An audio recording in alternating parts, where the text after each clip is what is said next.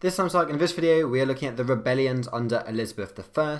So this includes the Northern Rebellion in 1569, problems in Ireland, and the Essex Coup of 1601.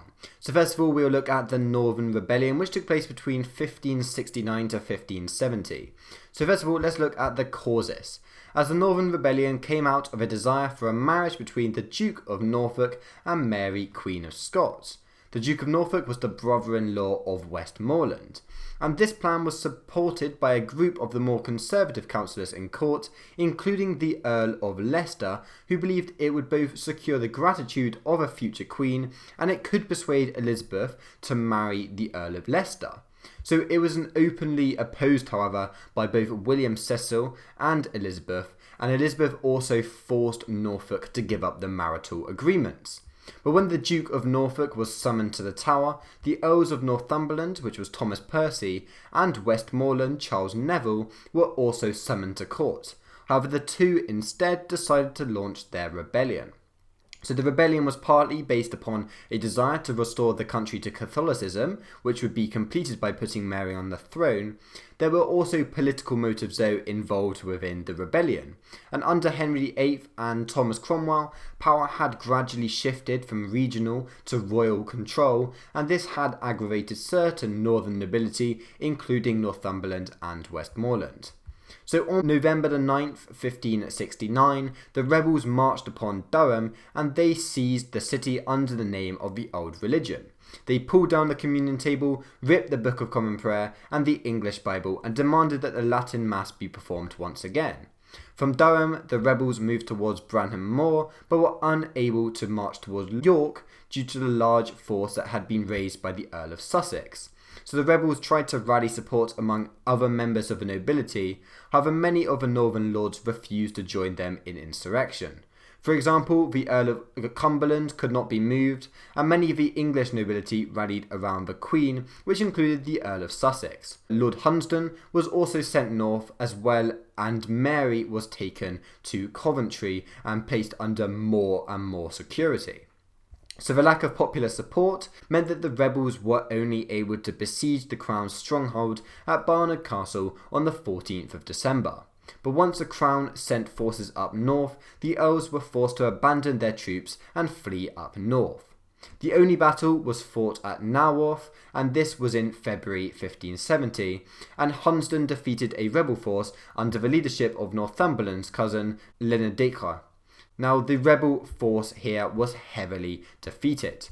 So there are many consequences of the Northern Rebellion, and the rebellion failed for a number of reasons. So firstly, there was hopeless disorganisation and a lack of clarity concerning the objectives of the rebels. There was a lack of expected foreign support, poor leadership, and there was also the decisive actions which were taken by the authorities. The Earls of Westmoreland and Northumberland eventually fled across the border into Scotland. Westmoreland sought sanctuary in the Spanish Netherlands, whilst Northumberland was sold to England by the Scots for £2,000, and he was subsequently executed in 1572. It was estimated that 900 of the rebels were executed for treason, but the rebellion was also geographically limited, and there were few rebels from outside of the Durham and the North Riding of Yorkshire areas. This does not mean that there was widespread support for Elizabeth, yet there was neither any consensus on who to replace her with. The rebellion also showed the competency of the Crown. So in the past, the Percys and the Nevilles had been the de facto rulers of their territories, yet now the Crown seemed firmly in control. Cecil had also spent huge amounts of time studying a map of Durham to ensure that the right course of action was taken.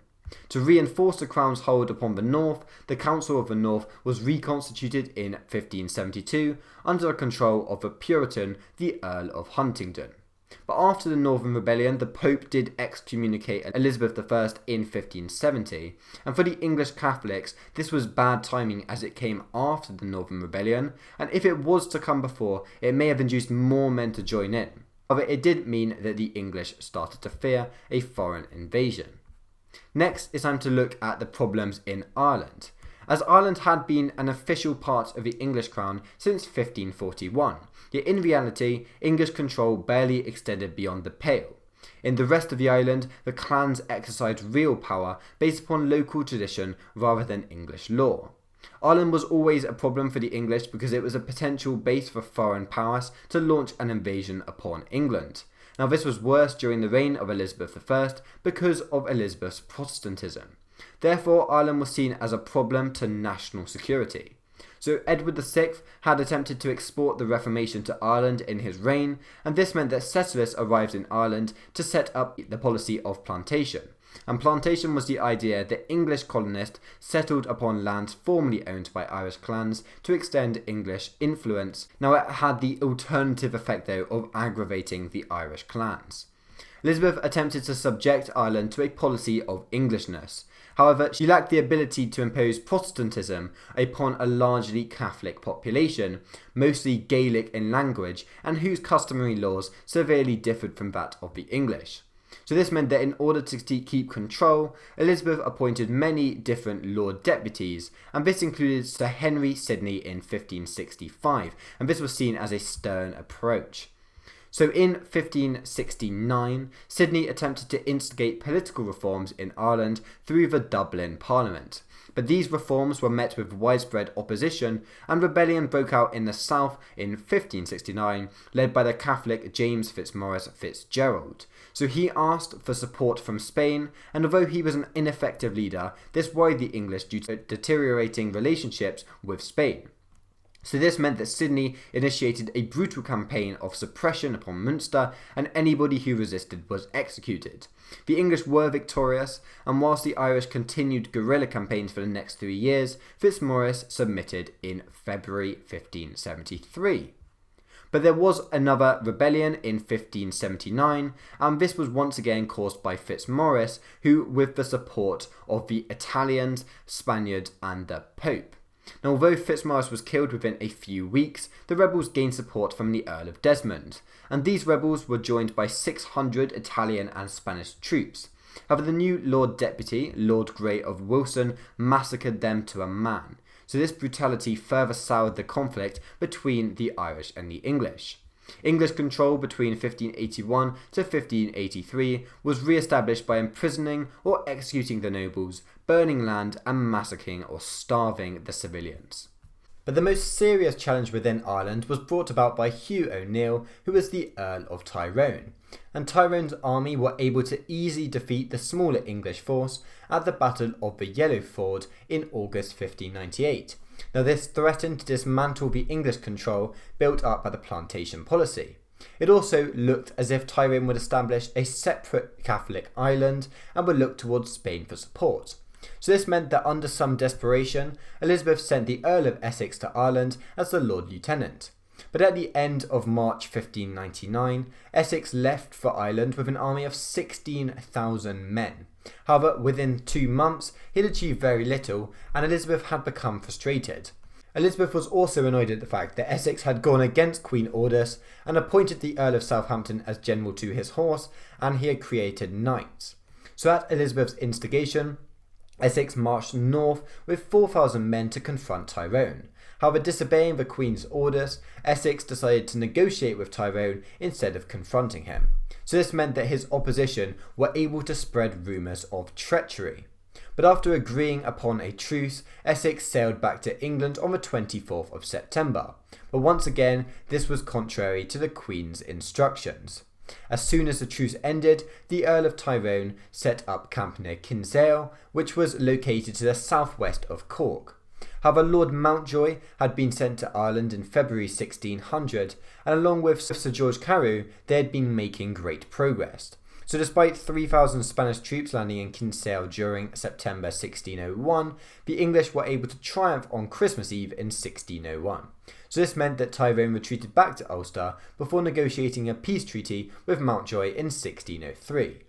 So the conflict within Ireland had proved extremely expensive for the Crown. It had left Ireland devastated and impoverished after the conflict, and it had left a huge sense of bitterness among the native population.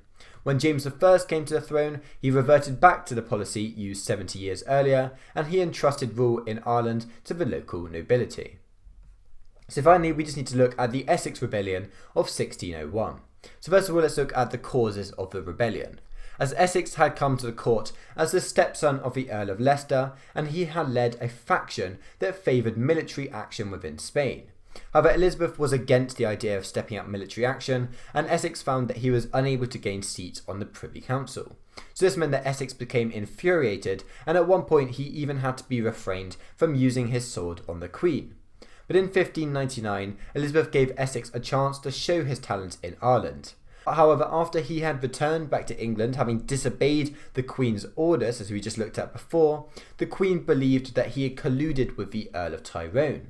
He was also questioned by the Privy Council upon his conduct within Ireland, and he had made too many idle nights. He had disobeyed the Queen's commands, and on return he had walked into the Queen's bedchamber unannounced. So in June 1600, Essex was charged of great and high contempt and points of misgovernance in Ireland. He was therefore suspended from his offices, and his lucrative monopoly on sweet wine was not renewed.